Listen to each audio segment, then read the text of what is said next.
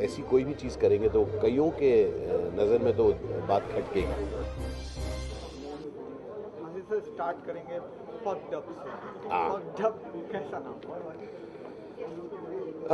ये कईयों की ज़िंदगी में ऐसे हादसे आते हैं, कह नहीं पाते।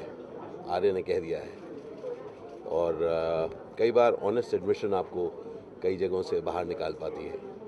और मेरा मानना है कि जिस तरह की किताब आर्य ने लिखी है, उसने बहुत एक बेबाक तरीके से अपनी कहानी, जो कहानी वो कहना चाहता है वो कह पाया है। और इससे ज़्यादा बड़ी मुक्ति किसी भी आर्टिस्ट के लिए कुछ नहीं है, जब उसके अंदर इतना करेज आ जाए कि वो अपनी बात कह सके बिना अपने को डाइल्यूट किए। बात आपने करेज की जी। करेज को लेकर आजकल करण जौहर, अर्जुन कपूर और इन लोगों में भी बहुत करेज आ गया है। वो एआईबी के प्लेटफॉर्म से सीधे अपशब्दों का लगातार लगाए हुए, जमघट लगाए हुए, तो इस पर आपकी क्या राय है? अपशब्द से भी ज़्यादा मेरे ख्याल से जो चीज़ ध्यान में रखनी चाहिए कि किसी को अपने ऊपर हंसने की हिम्मत रही है। अपशब्द हम लोग सब अपने घर में इस्तेमाल करते हैं, बंद कमरों में इस्तेमाल करते हैं, लेकिन मुझे जो बहुत सराहनीय बात लगी है कि we have the maturity to have a laugh at ourselves. और अगर हम लोग ऐसी कोई भी चीज़ करेंगे तो कईयों के नज़र में तो बात खटकेगी, क्योंकि वो कुछ ऐसी चीज़ें हैं जो तय दायरों से बाहर है। But I personally thought it is a wonderful movement that people have the ability to laugh at themselves and make a show out of it. Sir, आप लोग एक आइकन के रूप में इंडिया में देखे जाते जी। हैं। आपने निगेटिव किरदार किए तो एक इम्पैक्ट पड़ता है समाज जी, के बिल्कुल ऊपर। पड़ता है। तो वो इम्पैक्ट की मैं बात कर रहा हूँ। मुझे ये लगता है कि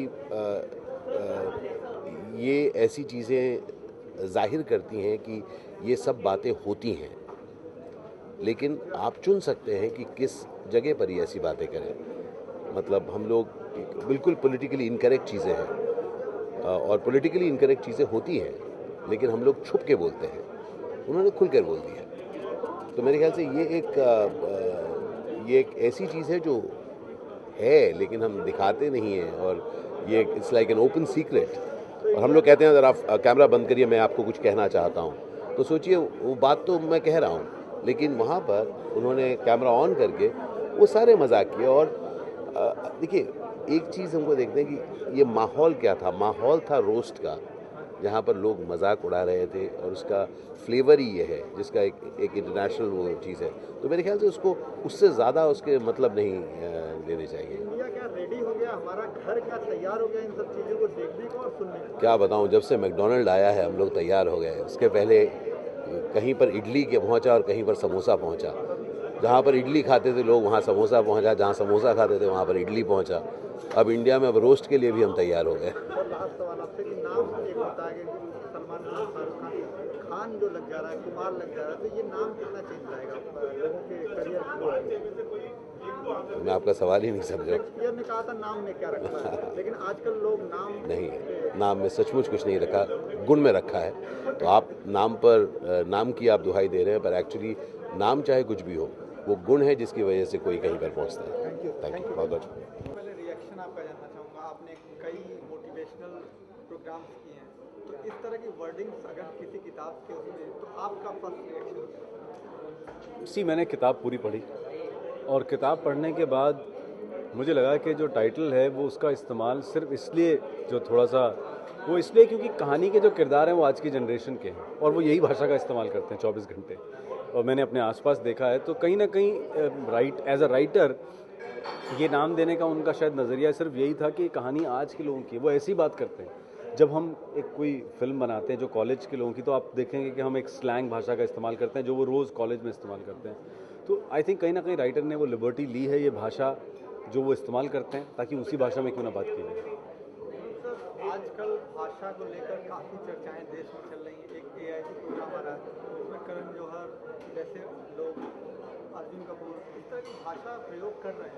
आप क्या बोलते? मैं बताऊँ आपको कि कोई भी भाषा जब किसी को हर्ट करने के लिए या किसी को नुकसान पहुंचाने के लिए या किसी को तकलीफ देने के लिए इस्तेमाल नहीं होती, तो उसमें बुरा क्या है? कोई ऐसा तो है नहीं कि कोई पब्लिक प्लेटफॉर्म पे खड़े होकर या किसी पब्लिक रैली में जाकर ऐसे चलाए। सी आई थिंक हम थोड़ा सा ज़्यादा सीरियस हो जाते हैं। देश में इतनी प्रॉब्लम्स है। मैं क्राइम पेट्रोल जैसा शो एंकर करता हूँ, मैं जानता हूँ मुझे ये इस बात पे जो बहस चल रही है और इस बात पे जो लीगल एक्शन लेने की बात हो रही है मुझे बहुत छोटी लगती है। मुझे लगता है प्लीज़ ग्रो अप यार, और बहुत कुछ है इस देश में। आप क्राइम पेट्रोल के एक एक एपिसोड देखेंगे तो आप हिल के रह जाएंगे कि हो क्या रहा है हमारी कंट्री में। Please take legal action against black magic, take legal actions against tantrik, take legal actions against fraud babas. मैं आपकी बात से सहमत हूँ, हाँ। लेकिन कहीं ना कहीं आपको या किसी को भी रोल सी मॉडल देखिए, माना जाता है। नहीं मैं कहता हूँ कि देखिए बात ये है कि आप उस भाषा का इस्तेमाल, या इसलिए देखिए ये इंडिविजुअल चॉइस है। अगर आप मुझसे पर्सनली पूछेंगे तो मैं पब्लिकली इस तरह की भाषा का इस्तेमाल नहीं करता हूँ और नहीं करूँगा। बट जो करते हैं और अगर एक ह्यूमरस वे में हो रहा है, वो एक प्लेटफॉर्म, एक नए तरह की ह्यूमर है, इस जनरेशन का ह्यूमर है, वो तो एक पर्टिकुलर सेगमेंट ऑफ पीपल अगर उसको एंजॉय कर रहे हैं तो करने दीजिए ना। मैं कभी ये नहीं कहूँगा कि अरे मुझे, अगर मैं इस तरह की चीज़ इस्तेमाल नहीं करता हूँ तो मैं दूसरों को रोकूँगा। वो एक मुझे लगता है कि ज़बरदस्ती किसी को बांधने, एक तरफ तो हम फ्रीडम ऑफ स्पीच की बात करते हैं। आज हमारी प्रेस जो है कई बार बिना डिटेल जाने कुछ भी न्यूज़, ब्रेकिंग न्यूज़ बना के छाप देती है।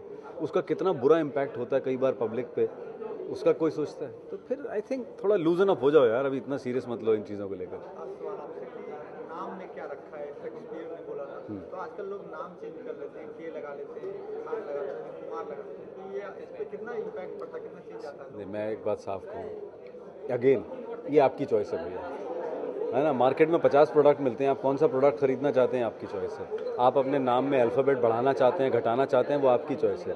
उससे आपको खुशी मिलती है। मेरी लाइफ का फिलॉसफी ये है, टिल द टाइम आप अपनी किसी भी हरकत से दूसरे को तकलीफ नहीं दे रहे हैं, प्लीज़